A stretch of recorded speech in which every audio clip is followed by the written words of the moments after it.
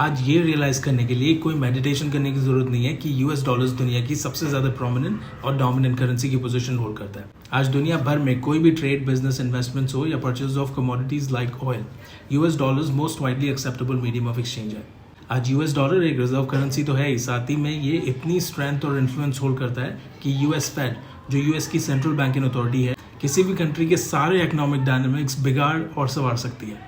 तो आपको क्या लगता है कैसे स्टैब्लिश की होगी यूनाइटेड स्टेट्स ने यूएस डॉलर की ये अनमैचेबल हेजेमनी? आइए पता करते हैं कुछ मोस्ट इंपॉर्टेंट फैक्टर्स के बारे में जो बनाते हैं यूएस डॉलर की इस अनबीटेबल सुप्रीमेसी का बेसिस।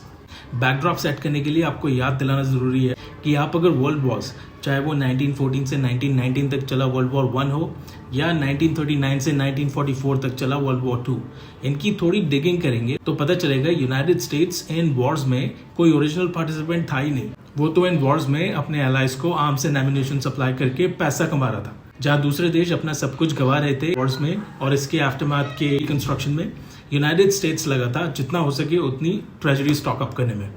बट एक बात यहाँ ध्यान करने वाली है कि हम बात कर रहे हैं ऐसे टाइम की जब यूएस डॉलर रिजर्व करेंसी का स्टेटस नहीं होल्ड करता था, ना ही उस टाइम पे ब्रेटन वुड इंस्टीट्यूशंस एग्जिस्ट करते थे कि उनकी सिक्योरिटीज ट्रांसफर होती हो इंटरनेशनल ट्रेड सेटल करने में। उस टाइम जो यूनाइटेड स्टेट्स को मिलता था आर्म्स एंड एम्युनिशन के सप्लाईज के अगेंस्ट में, वो होता था gold. Yes, gold, the most sought after metal on earth. अब एक तरफ तो क्योंकि इन सब स्मार्ट गिमिक्स से यूनाइटेड स्टेट्स की गोल्ड होल्डिंग सब्सटैंशियल होती जा रही थी, जिसका लेवरेज यूनाइटेड स्टेट्स ने लिया डॉलर की क्रेडिबिलिटी कंस्ट्रक्ट करने के लिए, वहीं दूसरी ओर यूरोपियन और अदर नेशंस जो लड़ पड़े थे वर्ल्ड वॉर्स में, अपने रिसोर्सेज गंवाते जा रहे थे, टूटते जा रहे थे with each passing day into the war.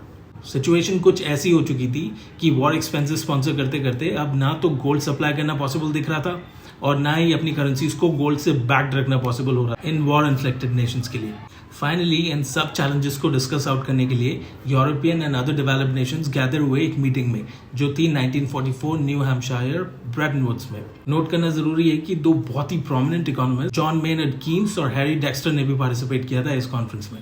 इसी मीटिंग में यूरोपियन नेशंस ने ये प्रपोज किया आपस में कि क्योंकि यूनाइटेड स्टेट्स के पास बहुत गोल्ड है ही और इनकी करेंसी बैक भी है गोल्ड से, तो क्यों नहीं हम अपनी करेंसीज को भी गोल्ड से पैक करने की जगह यूएस डॉलर से ही पैक कर ले। बात तो एक ही है।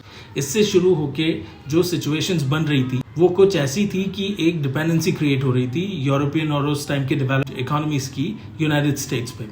इसी के साथ एक बात कंसिडर करने के लिए और भी है कि करेंसी पैगिंग तो एक बात थी, इसके अलावा भी वॉर के आफ्टरमाथ में जो रिकंस्ट्रक्शन की जरूरतें थी उसके लिए भी डिपेंडेंस यूनाइटेड स्टेट्स पे ही बनती जा रही थी, क्योंकि वो वॉर इन्फ्लेक्टेड नेशंस तो अपने रिसोर्सेज डिस्ट्रक्ट कर ही चुके थे वॉर्स में, और हम सब जानते हैं कि ये डिपेंडेंसी ही होती है जो आगे इंडिपेंडेंस को चैलेंज करती है।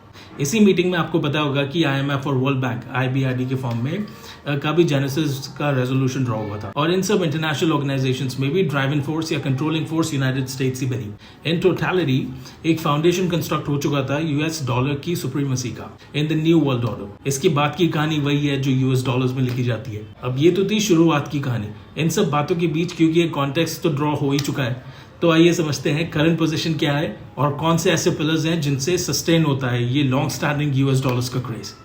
पहला रीजन तो है यूएस इकोनॉमी की टाइम टेस्टेड स्टेबिलिटी।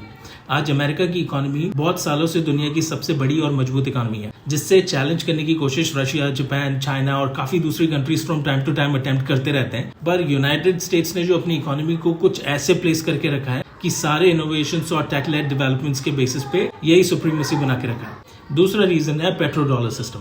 ये एक ऐसा स्ट्रेटेजिक मूव था यूनाइटेड स्टेट्स का जो मटेरियलाइज हुआ जब 1970s के बीच में OPEC, Organization of the Petroleum Exporting Countries के अरब देशों ने ऑयल के ट्रेड में यूएस डॉलर को एक्सेप्टेबिलिटी दी अपने दूसरे नेशनल इंटरेस्ट सिक्योर करने के अगेंस्ट में। तब भी पेट्रो डॉलर सिस्टम की शुरुआत हुई।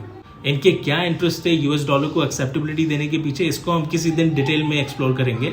अभी के लिए आप देखिए कि पेट्रो डॉलर अग्रीमेंट अमेरिका के लिए एक बहुत इंपॉर्टेंट बूस्ट था, क्योंकि इससे यूएस डॉलर को ऑयल के बिजनेस में प्राइमेसी मिल गई। इससे यूनाइटेड स्टेट्स की डिमांड को एक कंसिस्टेंसी भी मिली और रिजर्व करेंसी का स्टेटस भी स्ट्रेंथन हो गया। तीसरा रीजन है जियोपॉलिटिकल फैक्टर्स। दुनिया भर में पॉलिटिकल और मिलिट्री पावर का डोमिनेंस है।